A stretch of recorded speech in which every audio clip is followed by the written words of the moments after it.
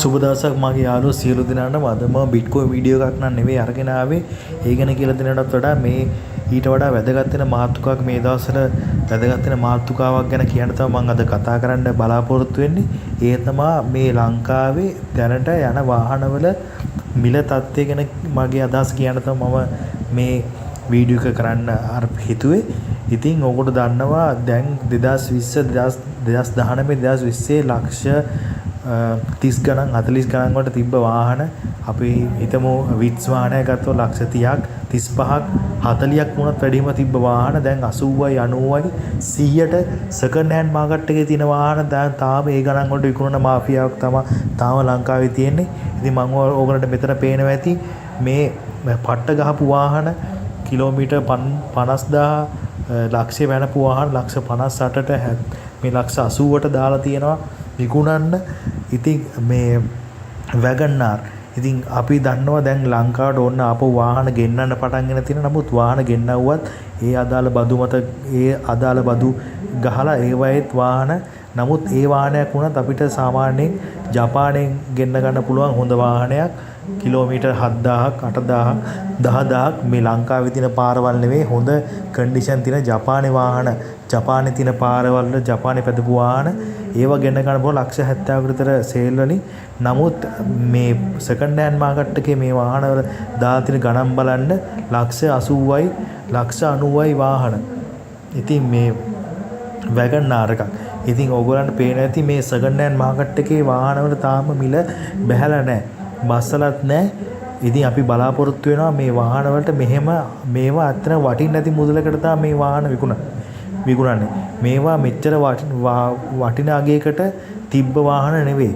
මේවා සාමාන්‍ය ලක්ෂ 50ක්වත් තිබ්බ වාහන නෙවෙයි. ලක්ෂ 35 40ට තිබ්බ වාහන.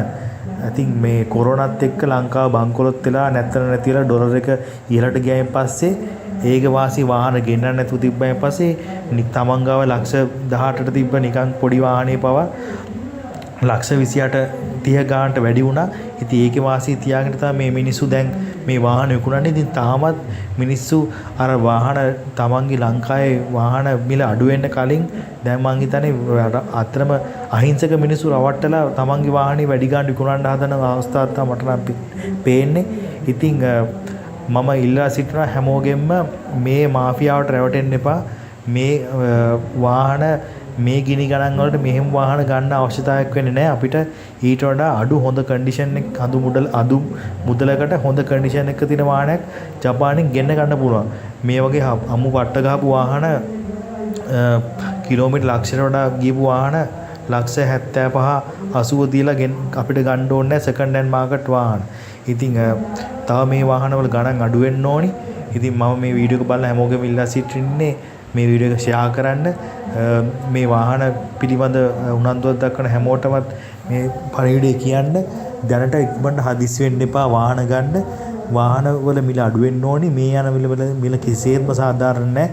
අපි බලමු වාහන ගෙන්නලා වාහන පෙළඳ පොළට අලුත් වාහන එන ආවෙන් පස්සේ මේ සෙකන්ඩ් හෑන්ඩ් මාකට් එකේ තියෙන මේ මාෆියාව නැති වෙලා අසාධාරණ ගණන් වලට මුදල් වලට මේ වාහන විකුණන එක නැවතිලා සියලු වාහන වලට සාධාරණ මුදලකට නැවත වාහන විකුණන්න සියලු දෙනාටම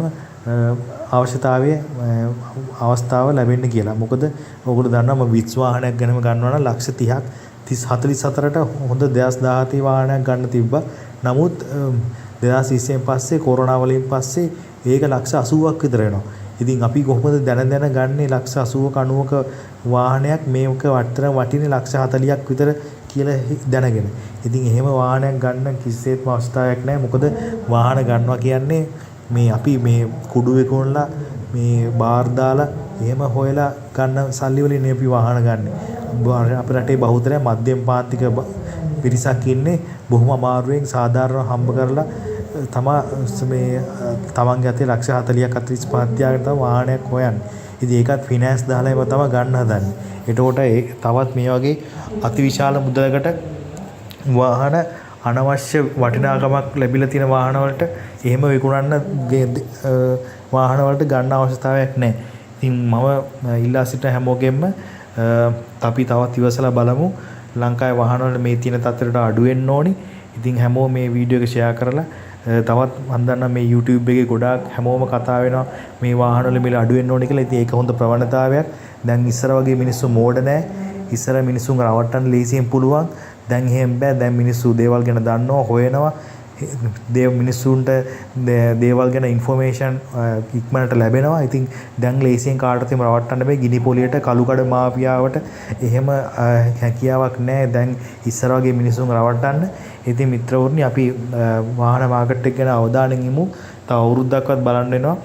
අපි බලමු මේ වාහනවල මිලට මොකද වෙන්නේ කියලා. ඉතින් මගේ බලාපොරොත්තුව නම් සාධාරණ මිලකට මේ විකුණන්න වාහන විකුණන්න මිනිස්සුන්ට හිත පහළ වෙන්න කියලා. ඉතින් ඉදිරියේදීත් වීඩියෝ එකක් හම්බෙමු. මගේ channel එකත් එක්ක එකතු වෙලා ඉන්න කියලා මම ආරාධනා කරනවා. මේ වගේ රටේ සිද්ධ වෙන දේවල් ගැන මගේ අදහස් ප්‍රකාශ කරනවා වගේම මගේ ප්‍රධාන වශයෙන් මම බිට්කොයින් ගැන කතා කරන්නේ. මොකද මම ඒකත් ගැන කතා කරන්නේ මොකද රටේ ලෝකේ ඉන්න මිනිස්සුන්ට කියලා දෙන්න වෙනවා. මොකද අපේ ආර්ථිකයේ මේ නිදහස අපි ලබා ගන්න ඕනේ. ඒකට වැදගත් වෙන්නේ මේ බිට්කොයින් කියන දේ. ඉතින් ඒක ගැන කතා කරන මගේ channel එකෙන් මම මේ වාහන ගැන කතා කරන්න හිතුවේ මේ වාහන වල තියෙන අධික අසාධාරණ මුදල විකුණුම් රටාව නිසා. ඉතින් ඉස්සරහටත් මගේ channel එකත් එක්ක එකතු වෙලා ඉන්න කියලා මම ආරාධනා කරන ගමන් සියලු දෙනාටම සුබ දවසක් වේවා.